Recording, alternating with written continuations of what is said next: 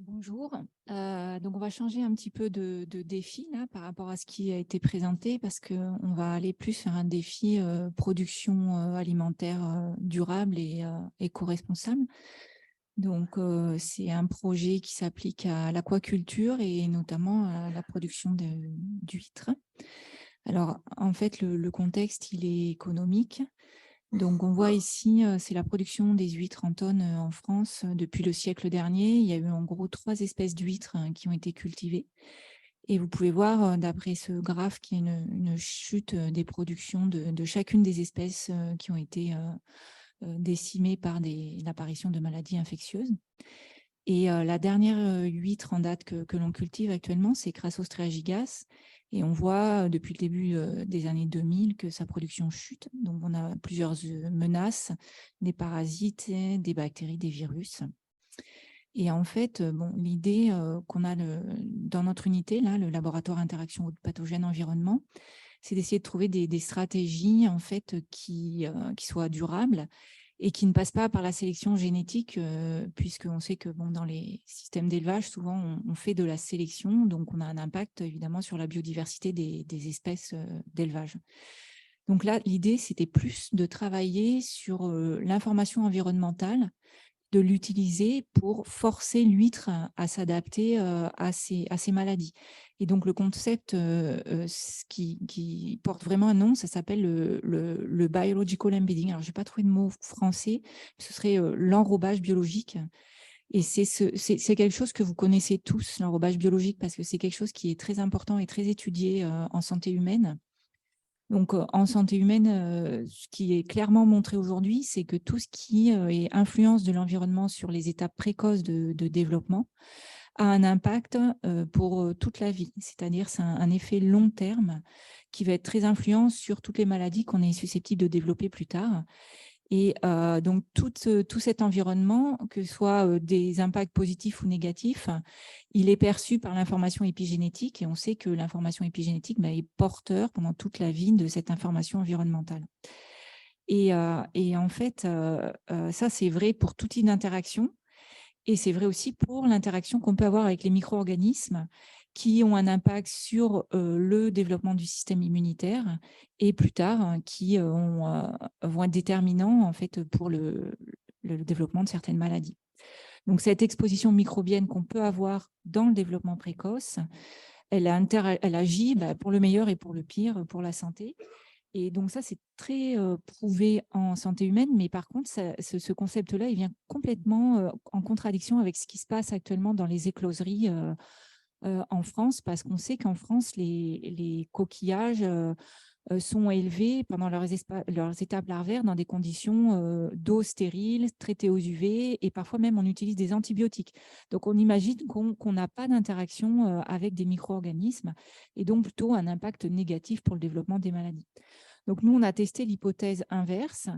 Donc, vous avez là le cycle de vie d'une huître. Et ce qu'on a fait, c'est que les 10 premiers jours de développement de l'huître, on les a mis en contact avec des micro-organismes et on a regardé ce qui pouvait se passer plus tard au stade juvénile, c'est-à-dire 4 mois après l'interaction, et voir si justement on avait cet effet long terme qui avait impacté et façonné un meilleur système immunitaire. Donc, on a challengé nos huîtres juvéniles avec un virus qui est responsable d'une maladie que l'on appelle la maladie POMS. Et on a montré, donc les résultats sont montrés ici, que donc vous avez sur le graphe à gauche le nombre de virus qui prolifèrent dans l'huître lorsqu'elles sont traitées pendant leur développement larvaire, c'est montré en rose, par rapport à une condition écloserie en bleu, et on voit qu'on diminue fortement la quantité de virus qui prolifèrent. Et par conséquent, on augmente la survie des huîtres lorsque, effectivement, elles ont une bonne interaction avec une bonne communauté microbienne. Et là, on avait montré derrière tout ça que, en fait, on module l'expression de gènes de l'immunité et on a même un effet intergénérationnel, c'est-à-dire qui se transmet à la descendance. Donc ça, c'est un bon début de travail. Le problème, c'est qu'on ne pouvait pas appliquer notre méthode en écloserie et je vous explique pourquoi et comment on a fait cette expérience.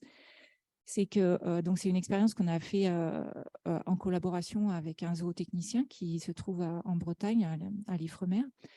Et les huîtres sont élevées dans des flûtes d'élevage. On avait une condition contrôle qu'on voit apparaître ici en bleu, donc ce sont les huîtres condition écloserie. Et la condition rose, qui est la condition enrichie en micro-organismes, en fait, on ne l'avait pas enrichie n'importe comment. On a rajouté des huîtres en amont du système, et ces huîtres, c'était des transferts de microbiote. Donc, elles donnaient toute leur diversité microbienne dans l'eau. Et puis ces huîtres, même, on les avait placées sur le terrain avant, de façon à ce qu'elles s'imprègnent bien de toute la biodiversité qui est présente sur le terrain, qu'elles aient une communauté très, très diverse et qu'elles transfèrent cette communauté aux larves dans les flûtes d'élevage. Donc ça, c'est très bien, mais c'est très hasardeux parce qu'en fait, on prend aussi le risque de transférer des pathogènes. Même si on a fait l'exposition sur le terrain dans une condition où il n'y avait pas de pathogènes sur le terrain, ça reste quand même hasardeux. Donc, on a reproduit cette manip, mais dans des conditions différentes. On a fait deux expériences, donc des conditions plus contrôlées. Donc, soit on utilise des huîtres qui ne sont jamais allées sur le terrain, qui ont toujours été élevées en écloserie, c'est-à-dire dans une eau traitée aux UV, filtrée. Et donc là, on sait qu'elles ne sont pas porteuses de pathogènes. Donc là, c'est beaucoup plus contrôlé. Par contre, on sait qu'elles donnent aussi une communauté très diverse avec des virus, des protozoaires, des bactéries, mais on ne contrôle pas qualitativement et quantitativement cette communauté. Donc, on a aussi testé le probiotique. Donc, le probiotique, ça, vous savez ce que c'est, hein, ce sont des bactéries qui ont un effet bénéfique pour la santé. Et pour ça, on a utilisé des mélanges de bactéries que l'on sait être associés et bénéfiques aux huîtres. Alors, comment on a sélectionné nos probiotiques? Je vous explique un peu rapidement. Donc, ça, c'est l'objet du doctorat en cours que l'on a de Luc Dantan. Donc, il a échantillonné des huîtres dans différents bassins d'élevage en France pour en isoler les bactéries qui étaient associées à ces huîtres.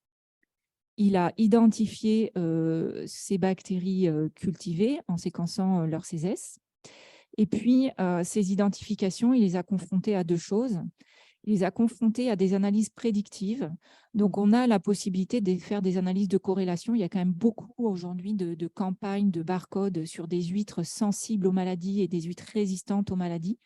Donc, on connaît le microbiote d'huîtres résistantes, on connaît le microbiote d'huîtres sensibles et on peut faire des analyses d'association qui montrent que telle ou telle bactérie est associée à des huîtres résistantes ou des huîtres sensibles. Donc, lui, il a confronté ces identités aux identités de bactéries qui sont prédites comme étant associées à des huîtres résistantes. Et il a sélectionné donc des bactéries que l'on pouvait en fait prédire comme étant résistantes, enfin participer à la résistance des huîtres. Donc, il a fait comme ça des cocktails associés à chaque bassin d'élevage. Donc, il a testé sur des huîtres de chaque bassin d'élevage. Donc, ça permet en fait d'avoir un côté territoire et aussi un cocktail multisite qui réunissait plusieurs bactéries de chaque bassin. Et donc, on est reparti dans la même expérience où on a re-enrichi de l'eau, soit avec ces huîtres donneurs de micro-organismes, soit avec ces cocktails de bactéries. Et puis, on a testé nos huîtres ce coup-ci contre deux types de maladies, une maladie virale et une maladie bactérienne. Donc, je vous présente rapidement les résultats qu'il a obtenus, Luc. Donc là, les résultats qui sont présentés sur ce tableau, ce sont des résultats de hazard ratio. Donc, le hazard ratio va montrer la probabilité qu'un événement se produise. Donc, pour nous, la probabilité, là, c'est une probabilité de mortalité. Donc, par rapport à une condition de référence. Donc, la condition de référence, pour nous, ce sont des huîtres qui ne sont pas exposées pendant leur développement précoce. Et toutes les conditions ici là, que vous voyez apparaître, ce sont les conditions exposées à nos pseudo-probiotiques. Et donc, ici, c'est notre condition contrôle. Quand on dévie vers la gauche, ça veut dire que la probabilité d'avoir une mortalité est diminuée. Donc, on voit que globalement, nos probiotiques, ils décalent tous vers la gauche. Donc, on a une probabilité de diminuer le risque d'infection. Et après, statistiquement parlant, on a trois conditions qui ressortent comme étant vraiment bénéfiques pour les huîtres, avec une réduction de 20, 25 ou 40% suivant les cocktails de bactéries qu'on va utiliser. Donc ça, c'est contre la maladie due au virus. Et aussi, on a testé contre la maladie due au vibrio. Et on voit que là, dans ce cas-là, on a une seule condition qui marche, qui n'est pas la condition où on utilise des cocktails de bactéries, mais plutôt où on utilise une microflore diversifiée qui est transmise à nos huîtres pendant l'élevage larvaire. Donc ça, ce sont des résultats encourageants pour améliorer la santé des huîtres d'une manière générale avec des méthodes plutôt naturelles. Après, on a un autre côté du projet parce que souvent, les probiotiques, on les connaît surtout pour l'effet antagoniste qu'ils ont. C'est les probiotiques que vous pouvez acheter dans le commerce qui produisent des molécules antibiotiques qui vont tuer les pathogènes. Donc, on a aussi testé nos bactéries pour leur effet antagoniste. Et on a pu sélectionner dans notre collection 78 bactéries qui avaient un effet antagoniste qu'on a testé après en infection expérimentale. Et on a pu voir que certaines bactéries, par leur effet antagoniste aussi, pouvaient diminuer la maladie virale et également la maladie due aux vibrioses. Donc, on exploite comme ça les potentialités naturelles du microbiote de l'huître pour essayer d'en faire des probiotiques, donc soit de manière antagonistique, soit en exploitant ce côté dont je vous ai expliqué, l'enrobage biologique, donc en imprégnant les huîtres pendant leurs étapes précoces de développement pour introduire des effets long terme pendant toute la vie des huîtres. Donc, voilà, c'est un projet émergent qui démarre. Pour le moment, on a été contacté par une écloserie et on va peut-être essayer de développer des projets collaboratifs avec eux. Voilà, donc c'est le résultat de pas mal de collaborations de chercheurs du laboratoire IHPE, mais aussi de collègues de l'Ifremer, de la Tremblade, de chimistes et de zootechniciens. Je vous remercie de votre attention. Alors, merci. Moi, je suis écologue microbien, en fait, donc ça m'intéresse. J'ai trouvé très intéressant le fait que ce soit deux traitements différents qui gèrent les deux maladies de façon différentielle. Ça aurait été trop beau que ce soit le même cocktail qui marche sur tout. Est-ce que vous avez une idée de, alors déjà, comment aller vers une compréhension pourquoi tel cocktail gère telle maladie, voilà, comment on peut aller vers une compréhension et peut-être affiner à ce moment-là les micro-organismes d'intérêt, quoi. Tout à fait. Alors là, c'est vraiment en cours. Je vous présente des résultats qui sont issus d'une thèse en cours. Donc, les analyses moléculaires sont là. Il y a tout le RNA sec qu'on est en train d'exploiter. Alors, pour le moment, je ne sais pas. Je suis en train de regarder les gènes qui ressortent. Normalement, on a quand même plutôt une réponse systémique. En réponse, même si on met que des bactéries, on a la réponse antivirale qui s'allume, même qu'avec des bactéries. Et donc, on va avoir du mal à expliquer cette différence entre réponse antivirale et antibactérienne. Mais bon, on est encore en train de le regarder parce qu'on a tout à fait conscience de ça. Et après, on a aussi de regarder ce qui se passe au niveau du changement de composition du microbiote. Et là, ce qu'on voit, c'est que les probiotiques qu'on rajoute, ils ne s'implantent pas du tout. 48 heures après l'arrêt de l'interaction, ils ne sont plus là, mais je pense que c'est quelque chose qui n'est pas du tout surprenant, mais qui confirme vraiment ce qui est dans la littérature. Donc, nous, ce qu'on induit, c'est un effet long terme. Donc, on a vraiment agi sur le système immunitaire et ça se garde toute la vie. Mais du coup, il va falloir vraiment regarder dans les gènes de la réponse immunitaire. Voilà. Et on regarde aussi l'information épigénétique aussi, parce que c'est quelque chose qu'on aime bien à IHPE.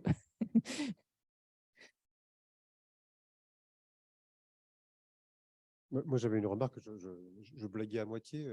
Je pense que ça pousse à réfléchir ton exposé sur qu'est-ce que c'est qu'une solution fondée sur la nature. Enfin, je pense tout ce qu'on a vu jusqu'ici, c'est on va faire simple. C'est sur des grosses bêtes ou des grosses plantes ou des gros systèmes fluviaux côtiers. Là, on descend d'un cran et c'est assez intéressant parce que les bactéries, c'est quand même une grosse partie de la biodiversité à la surface de la Terre. Donc, ça peut être aussi intéressant de se poser cette question-là parce qu'il y a la chute de biodiversité, elle ne touche pas que les grosses bêtes, elle touche aussi les bactéries. Alors oui, moi je ne l'ai pas réfléchi dans ce sens-là, le côté SFN, je l'ai plutôt réfléchi, est-ce que ce que je fais, ça a un impact sur la biodiversité ou pas? Alors, je le réfléchis depuis ce matin, à vrai dire, parce que j'ai compris bien la définition ce matin. Je pense que nous, l'impact, c'est surtout parce qu'on sait que dans les systèmes exploités, dans les productions animales, tout de suite, il y a de la sélection. Donc, la sélection, il y a un goulot d'étranglement génétique. Donc, nous, justement, on veut faire l'inverse. On veut essayer de préserver la biodiversité des espèces exploitées. Après, pour ce qui est de la biodiversité microbienne, Ça, c'est autre chose. C'est-à-dire que est-ce qu'on peut l'exploiter? C'est ça ta question, cette biodiversité, ou est-ce qu'on maintient cette biodiversité? On maintient, quoi. Ouais. Alors, on peut Même. voir ce côté-là parce qu'on n'utilisera pas d'antibiotiques. Parce que justement, ce qui se passe actuellement, c'est que dans les écloseries, ils utilisent des antibiotiques. Donc, ça a un impact évidemment sur la diversité, mais aussi l'apparition de résistance aux antibiotiques qui est transférée dans les communautés. Donc, moi, je dirais plutôt ce côté-là, quoi. Voilà. Merci. Merci beaucoup. C'était très intéressant. Dans votre indicateur de succès, vous regardez la mortalité des huîtres à terme. Oui. Mais est-ce que vous avez eu, j'ai l'impression que vous avez eu ou vous allez avoir l'opportunité de regarder la composition, la diversité microbienne. Oui. Oui. Et comment ça évolue alors dans les deux cas, avec immunité ou sans immunité? Alors, si on transfère un microbiote total, c'est-à-dire si on utilise une huître donneuse de microbiote et qu'on va regarder dans le microbiote de l'huître receveuse, on augmente la diversité du microbiote de l'huître receveuse. Donc ça, c'est clair. Par contre, si on utilise des probiotiques, on va diminuer la diversité parce qu'en fait, on va influencer la composition avec seulement quelques bactéries. Mais ça, c'est pendant le traitement. Sur le long terme, c'est trop tôt pour vous répondre parce qu'il est en train d'analyser ces résultats-là, mais j'aurai une réponse bientôt. Voilà.